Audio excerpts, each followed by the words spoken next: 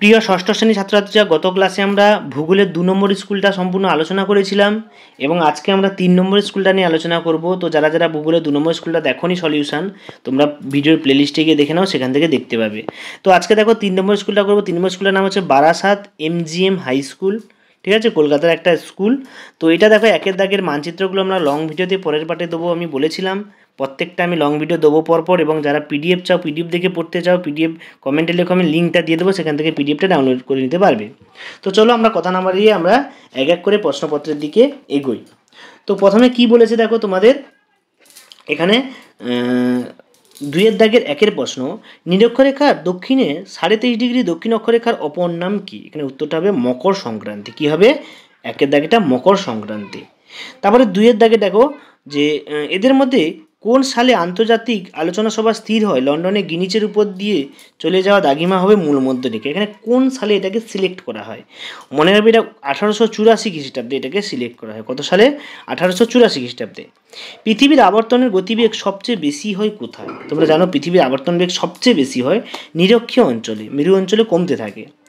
সূর্যাস্তের পরের ঠিক পরের সময়কে কি বলে? সূর্য অস্ত যাবে তার পরের সময়কে বলা হয় কি? গোধূলি। কি বলা হয়? গোধূলি। সূর্যাস্তের পরের সময়কে বলা হয় গোধূলি। 5 দাগে একটা বায়ুর চাপ মাপা যন্ত্রের নাম কি? তোমরা প্রত্যেকে জানো বায়ুর চাপ মাপা হয় 14 ব্যারোমিটার। ব্যারোমিটারের সাহায্যে বায়ুর চাপ মাপা হয়। এরপরে আমরা পরের পেজে চলে যাব। পরের পেজে যে প্রশ্নগুলো দিয়েছে তার উত্তরগুলো আমরা করব। তো দেখো এখানে পরের পেজ আছে 313 নম্বর পেজে আমরা চলে আসি। 6 দাগের প্রশ্নটা তোমরা প্রত্যেকে দেখতে পাচ্ছ। প্রথমে যে কোনো স্থানের কত থেকে কত বছরের গড় আবহাওয়া হচ্ছে জলবায়ু, ঠিক আছে? কোনো স্থানে কত থেকে কত না 30 থেকে 35 বছরের গড় আবহাওয়াকে বলা হয় কি? জলবায়ু, ঠিক আছে, গড় আবহাওয়াকে জলবায়ু বলা হয়। তারপরে এদের মধ্যে কোন তারিখে আর্থ ডে বা ধরিত্রী দিবস হিসেবে পালন করা হয়? 7 দাগের প্রশ্নটা উত্তর হবে কি না 22শে এপ্রিল। 22শে এপ্রিল হচ্ছে আর্থ ডে, ঠিক আছে। এর পরের প্রশ্ন বলেছে দেখো 8টা, এদের মধ্যে কোন সালে জাপানে ফুকুশিমা পারমাণবিক দুর্ঘটনা ঘটে? জাপানের ফুকুশিমায় যে পারমাণবিক দুর্ঘটনা ঘটে এদের মধ্যে কোন সালটাই ঘটে? তো তোমরা প্রত্যেকে জানো এটা হবে 2011 সালে। 2011 সালে জাপানে ফুকুশিমা দুর্ঘটনা ঘটে। কোনটি শব্দ দূষণ কমাতে সহায়ক নয়? গাছপালা, শব্দরোধক দেওয়াল, সাইলেন্সার এবং বাজার, ঠিক আছে। এখানে 9 দাগের প্রশ্নটা বলেছে দেখো, 9 দাগের উত্তর হবে বাজার। এখানে শব্দ দূষণ কমাতে সহায়ক নয়। তারপর দেখো আমি একটু জুম করে দেখাচ্ছি, তোমাদের বুঝতে অসুবিধা হবে। কারাকোরাম হলো একটা কি পর্বত শৃঙ্গ? তো এখানে অনেকগুলো অপশান দিয়েছে। প্রথমে বলছে কি কারাকোরাম কি? কারাকোরাম ওটা মনে রাখবে তোমরা, পর্বত শ্রেণী। কারাকোরাম একটা পর্বত শ্রেণী।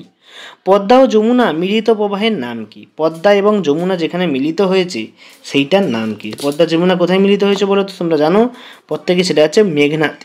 পদ্মা যমুনা কোথায় গিয়ে মিলিত হয়েছে? না মেঘনাতে গিয়ে মিলিত হয়েছে।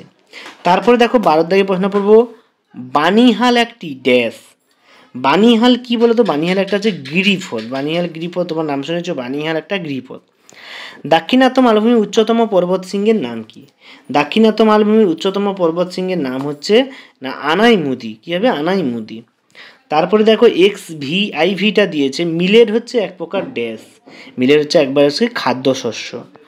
মাটি, সার, সারুদ্দি, জলসেচ কৃষিকার্যে অপরিহার্য উপাদান। এদের মধ্যে কোনটি কৃষিক্ষেত্রে অপরিহার্য উপাদান? উত্তর হবে কি না জলসেচ। জলসেচ না হলে এগুলো কিন্তু কিছু, জল না থাকলে কোনো গাছই হবে না, ঠিক আছে।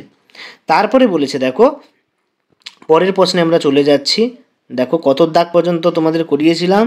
15 দাগ। এবারে 16 দাগের প্রশ্নে চলে যাচ্ছি। 16 দাগের প্রশ্নটা কি বলেছে দেখো না, ভারতের কিন্নর অধিবাসী গোষ্ঠী কোথায় বসবাস করে? ভারতের কিন্নর অধিবাসী গোষ্ঠী XVI। এই প্রশ্নের উত্তরটা তোমরা জানো, এখানে ডি দাগেরটা হবে, অর্থাৎ হিমাচল প্রদেশ রাজ্যে। মানচিত্রে বনভূমির জন্য কোন রং ব্যবহার করা হয়? মানচিত্রে বনভূমির জন্য অপশান সি সবুজ রং ব্যবহার করা হয়।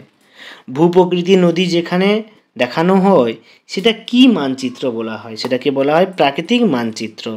ল্যাটেরাইট মাটির ফসল হচ্ছে এদের মধ্যে কোনটা? কি কি দিয়েছে বলো তো? চীনাবাদাম, ধান, পাট, গম। উত্তর হবে চীনাবাদাম, ঠিক আছে। ল্যাটেরাইট মাটিতে বাদামটা বেশি হয়, চীনাবাদামটা সবচেয়ে বেশি হয়। চলো এরপরে আমরা 3-এর দাগের প্রশ্নগুলো করে ফেলি ঝটফট করে। 3-এর দাগে কি বলেছে না, ভারতের প্রমাণ দ্রাঘিমা, ভারতের ড্যাশ দ্রাঘিমা স্থানীয় সময় হিসেবে প্রমাণ হয়। উত্তর হবে 82°30' পূর্ব। বৃষ্টিপাত পরিমাপ যন্ত্রের নাম কি? উত্তর হবে কি রেনগজ। মালাবার উপকূলে কিগুলিকে কয়াল বলে? না উপহ্রদগুলিকে কয়াল বলা হয়। চলো এরপরে আমরা পরের প্রশ্ন যাচ্ছি, বাম স্তম্ভের সঙ্গে ডান স্তম্ভ মিলন। ঠিক আছে, এটা তোমরা অনেকেই পারবে, খুব সোজা দিয়েছে, এক এক করে আমরা দেখব বাম স্তম্ভের সঙ্গে ডান স্তম্ভের মিলনটা ঝটপট করে। তো তোমরাও যদি পারো নিজে থেকে করতে পারো, কোনো সমস্যা নেই। তো এখানে দেখো নীলগিরি পাহাড়ে টোডা উপজাতি বসবাস করে, তাহলে নীলগিরিতে কি হবে? টোডা। তারপরে বলছে কাজিরাঙা একটা কি জাতীয় উদ্যান, কাজিরাঙা একটা জাতীয় উদ্যান। তারপরে বলছে অ্যাটলাস হচ্ছে মানচিত্রের বইকে বলা হয় অ্যাটলাস। তো দেখতে পাচ্ছ ইতিমধ্যে আমরা করে ফেললাম বাম স্তম্ভ ডান স্তম্ভ মিলনটা। এরপরে আমরা চলে যাব 5-এর দাগের প্রশ্নে, সত্য মিথ্যা। আকাশে মেঘের পরিমা হলো মেঘাচ্ছন্নতা, এটা সঠিক কথা। আকাশের মেঘের পরিমাপ হচ্ছে মেঘাচ্ছন্নতা। ভারত একটি প্রধান কৃষি প্রধান দেশ, এটা একদম সত্য কথা। ভারত কৃষিকাজে একদম উন্নত একটা কৃষি প্রধান দেশ। সাইরেন শব্দের তীব্রতা 120 ডেসিবেল, এটা মিথ্যা, 120 ডেসিবেল কখনোই নয়। এর পরের প্রশ্নটা কি বলেছে দেখো, এসে কিউ প্রশ্ন, তোমাদের 6-এর দাগে 3টে দিয়েছে, সেই 3টে আমরা দেখব। পৃথিবী সূর্যের চারপাশে যে পথে ঘোরে তার নাম হচ্ছে কক্ষপথ। কোন পথে ঘোরে? কক্ষপথে ঘোরে। একটি অপ্রচলিত শক্তির নাম হচ্ছে সৌরশক্তি, বায়ুশক্তি, জলভাটা শক্তি। তোমরা যে কোনো একটা লিখলেই হবে। কোন হিমবাহ থেকে গঙ্গা উৎপত্তি ঘটেছে? এখানে জানো গঙ্গোত্রী হিমবাহ থেকে। কোন হিমবাহ থেকে? গঙ্গোত্রী হিমবাহ থেকে। এর পরের প্রশ্নগুলো দেখো, 7-এর দাগের 2 নম্বরে 4টে দিয়েছে, অক্ষরেখা কি, গিরিপথ কি, শব্দ দূষণের ফলে রোগের নাম। তারপরে 3 নম্বরে 4টে দিয়েছে এবং 5 নম্বরে 3টে দিয়েছে। এই হচ্ছে তোমাদের টোটাল ভূগোলের 3 নম্বরের স্কুলের প্রশ্নপত্র। পরের ক্লাসে আমরা 4 নম্বরের স্কুলটা নিয়ে আলোচনা করব। আজকের মতো এই পর্যন্ত, দেখা হচ্ছে পরের ভিডিওতে। পরের স্কুলটা নিয়ে আলোচনা করব, তোমরা এইগুলো ভালো করে প্র্যাকটিস করো। এখান থেকে অনেক প্রশ্ন তোমরা ফাইনাল পরীক্ষায় কমন পেয়ে যাবে। দেখা হচ্ছে পরের ভিডিওতে, পরের প্রশ্ন নিয়ে আলোচনা করছি।